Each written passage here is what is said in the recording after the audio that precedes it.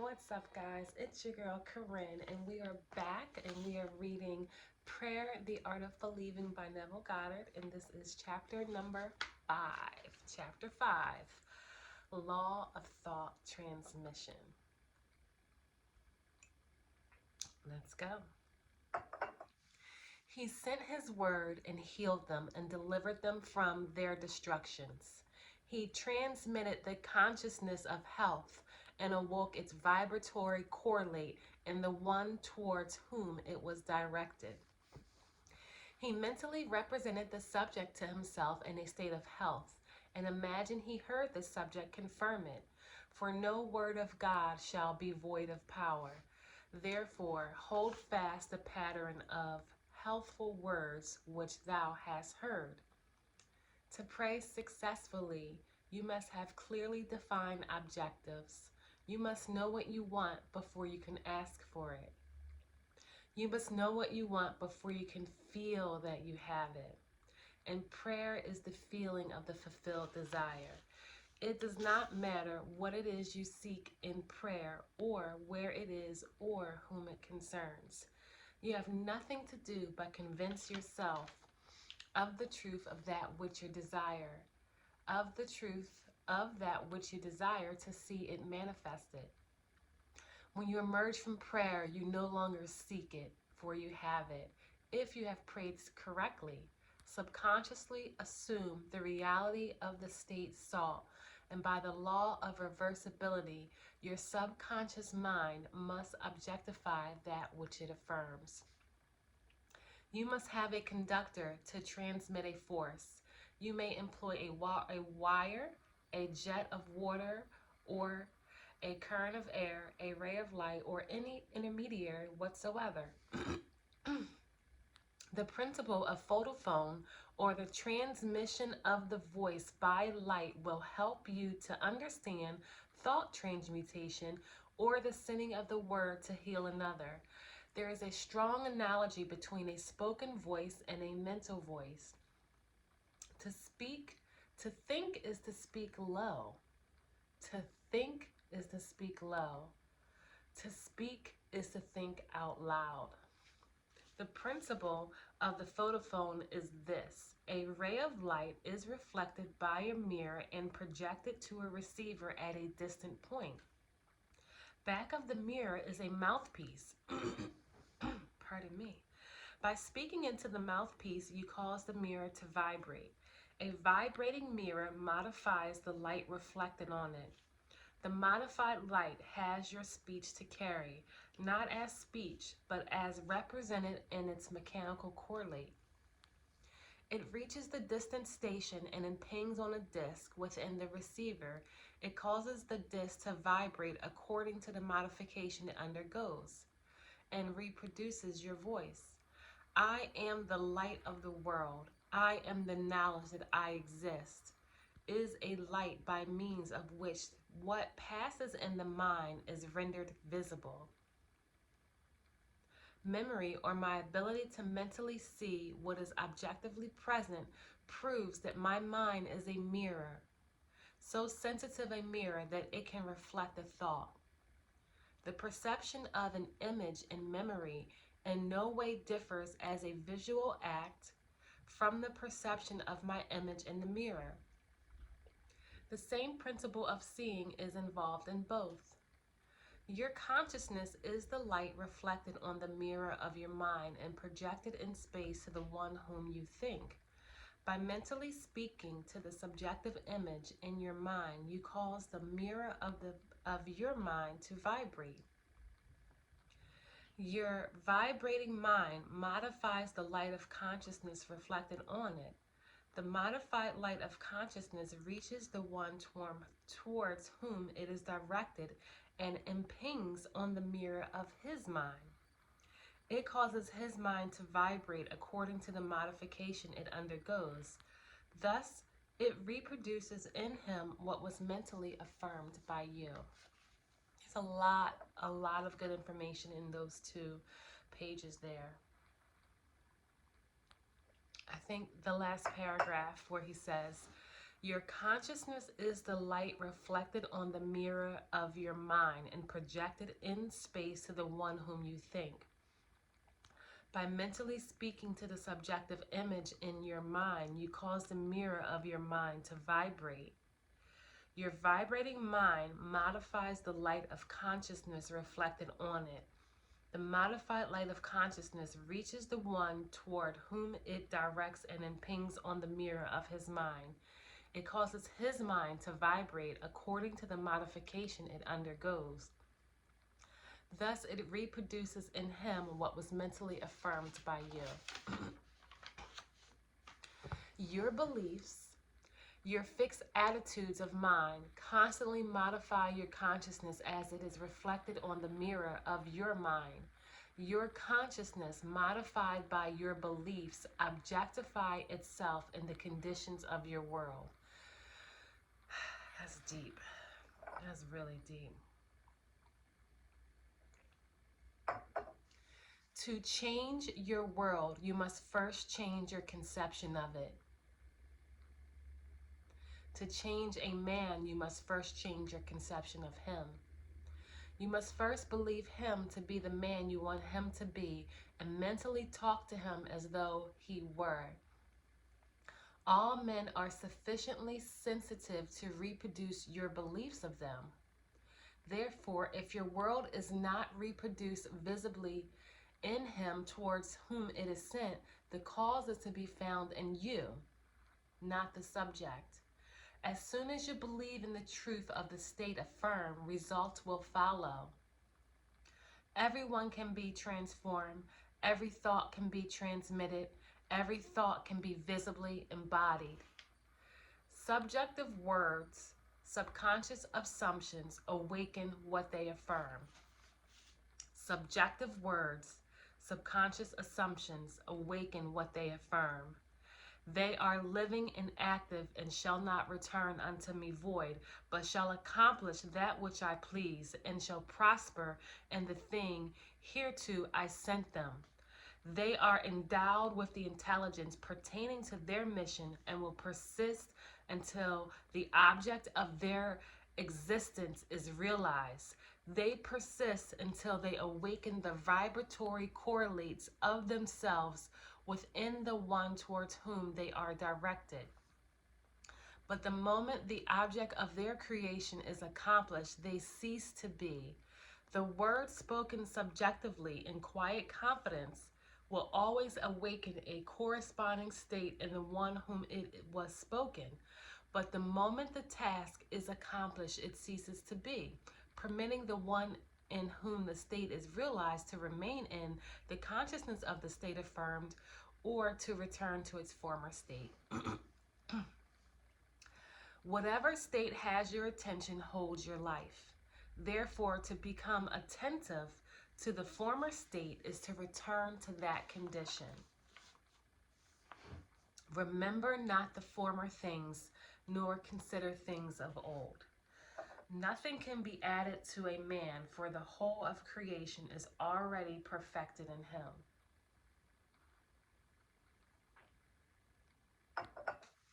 The kingdom of heaven is within you. Man can receive nothing except it be given him from heaven. Heaven is your subconscious mind.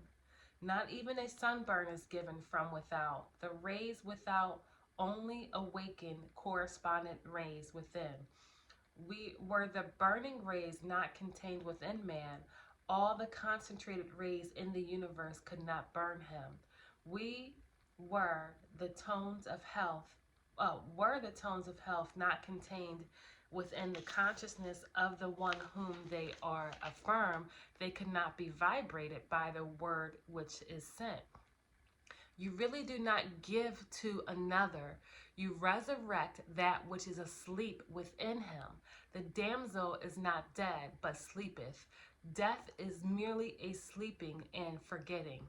Age and decay are the sleep, not death, of youth and health. Recognition of a state vibrates or awakens it. Distance as it is cognized by your objective senses does not exist for the subjective mind. If I take the wings of the morning and dwell in the utmost parts of the sea, even there shall thy hand lead me. Time and space are conditions of thought. The imagination can transcend them, move into a psychological time and space. Although physically separated from a place by thousands of miles, you can mentally live in the distant place as though it were here. Your imagination can easily transform winter into summer, New York into Florida, and so on. Whether the object of your desires be near or far, the results are the same. Subjectively, the object of your desire is never far off. Its intense nearness makes it remote from observation of the senses. It dwells in consciousness, and consciousness is closer than breathing and nearer than hands and feet. Consciousness is the one and only reality. All phenomena are formed of the same substance, vibrating at different rates. Out of consciousness I as man came, and to consciousness I as man return. In consciousness all states exist subjectively, are awakened to their objective existence by belief. The only thing that prevents us from making a successful subjective impression on one at a great distance or transforming there into here is our habit of regarding space as an obstacle. A friend 1,000 miles away is rooted in your consciousness through your fixed ideas of him. To think of him and represent him to yourself inwardly in the state you desire him to be, confident that his subjective image is as true as it were already objectified, awakens in him a corresponding state which he must objectify. The results will be as obvious as the cause was hidden. The subject will express the awakened state within him and remain unaware of the true cause of his action. Your illusion of free will is but ignorance of the causes which make you act. Wow. Prayer depends upon your attitude of mind for their success and not upon the attitude of the subject.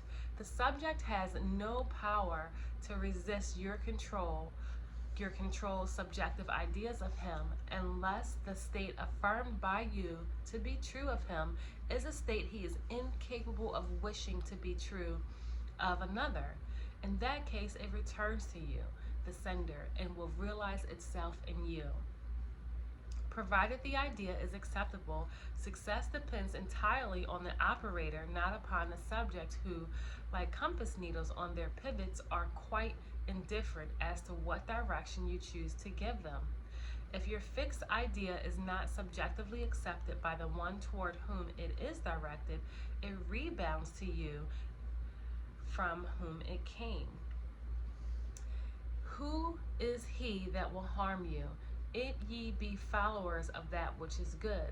I have been young, and now I am old, yet have I not seen the righteousness forsaken, nor his seed begging bread. There shall no evil happen to the just. Nothing befalls us that is not of the nature of ourselves. A person who directs a malicious thought to another will be injured by its rebound if he fails to get a subconscious acceptance of the other. As ye sow, so shall ye reap. Furthermore, you can wish and believe of another, can be wished and believed of you, and you have no power to reject it if the other who desires it for you accepts it as true of you. The only power to reject a subjective word is to be incapable of wishing a similar state of another. To give presupposes the ability to receive. To give presupposes the ability to receive.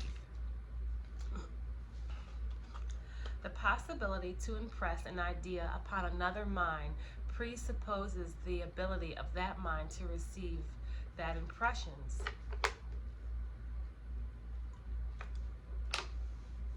Fools exploit the world, the wise transfigure it. It is the highest wisdom to know that in the living universe there is no destiny other than that created out of imagination of man. There is no influence outside of the mind of man. Whatsoever things are lovely, whatsoever things are of good rapport, if there be any virtue, and if there be any praise, think of these things. Never accept that as true of others what you would not want to be true of you. To awaken within another, it must first be awake within you. The state you would transmit to another can only be transmitted if it is believed by you. Therefore, to give is to receive.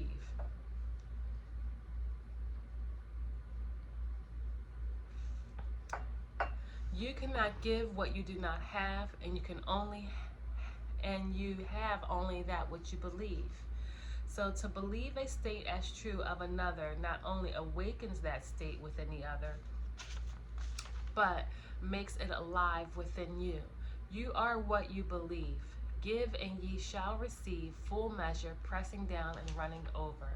Giving is simply believing. For what you truly believe of others, you will awaken within them. The vibratory state transmitted by your belief persists until it awakens the corresponding vibrations in him of whom it is believed. But before it can be transmitted, it must first be awakened within the transmitter. Whatever is awake within consciousness, you are. Whether the belief pertains to self or another does not matter, for the believer is defined by the sum total of his beliefs or subconscious assumptions. As a man thinketh in his heart, in the deep of his self-conscious of himself, so is he. Disregard appearances and subjectively affirm as true that which you wish to be true. Disregard appearances and subjectively affirm as true that which you wish to be true. This awakens in you the tone of the state affirmed, which in turn realizes itself in the one, in you, and in the one of whom it is affirmed. Give and ye shall receive.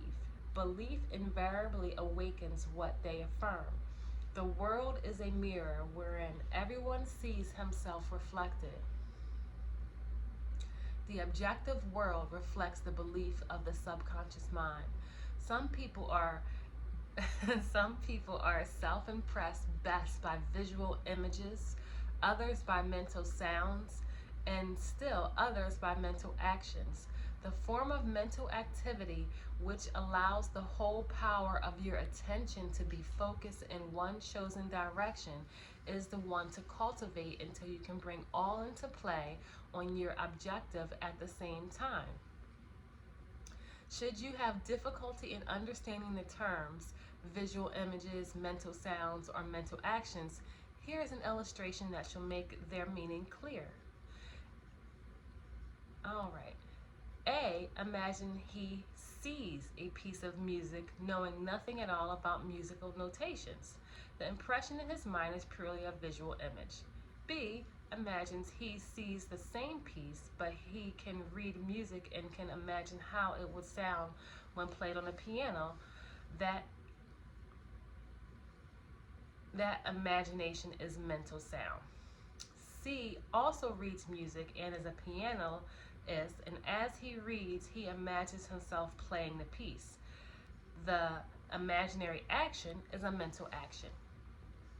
The visual images, mental sounds, and mental actions are creations of your imagination. And though they appear to come from without, they actually come from within yourself. They move as if moved by another, but are really launched by your own spirit from the magical storehouse of imagination. They are projected into space by the same vibratory law that governs the sending of a voice or a picture. Speech and image are projected not as speech or images, but as vibratory correlates. Subjective mind vibrates according to the modification it undergoes by the thought and feeling of the operator. The visible state created is the effect of the subjective vibrations. A feeling is always accompanied by a corresponding vibration. That is, a change in expression or sensation in the operator. There is no thought or feeling without expression. No matter how emotionless you appear to be, if you reflect with any degree of intensity, there will always be an execution of slight muscular movements. The eye, though shut, follows the movements of imaginary objects, and the pupil is dilated or contracted accordingly to the brightness or the remoteness of the objects. Respiration is accelerated or slowed according to the course of your thought. The muscles contract correspondingly to your mental movements. This change of vibration persists until it awakens a corresponding vibration in the subject, which vibration then expresses itself in a physical fact, and the Word was made flesh. Energy, as you see in the case of radio, is transmitted and received in a field, a place where changes in space occur. The field and energy are one and inseparable. The field or subject becomes the embodiment of the word or energy received. The thinker and the thought, the operator and the subject, the energy and the field are one. Were you still enough to hear the sound of your belief, you would know what is meant by the music of the spheres. The mental sound you hear in prayer as coming from without is really produced by yourself. Self-observation will reveal this fact, as the music of the spheres is defined as the harmony heard by the gods alone, and is supposed to be produced by the movements of celestial spheres, so too is the harmony you subjectively hear for others heard by you alone is produced by the movement of your thoughts and feelings, the true kingdom or heaven within you. And that is chapter 5. This book is amazing. Neville really goes into deep conversation about how the mind works, about how we can have communion with another, and how we can subjectively call before us another person and have a conversation with them and have that reflect. So I cannot wait to read chapter 6, but this is chapter 5. So please make sure you leave a comment, hit the like button, and I'll see you on the next video. Smooches.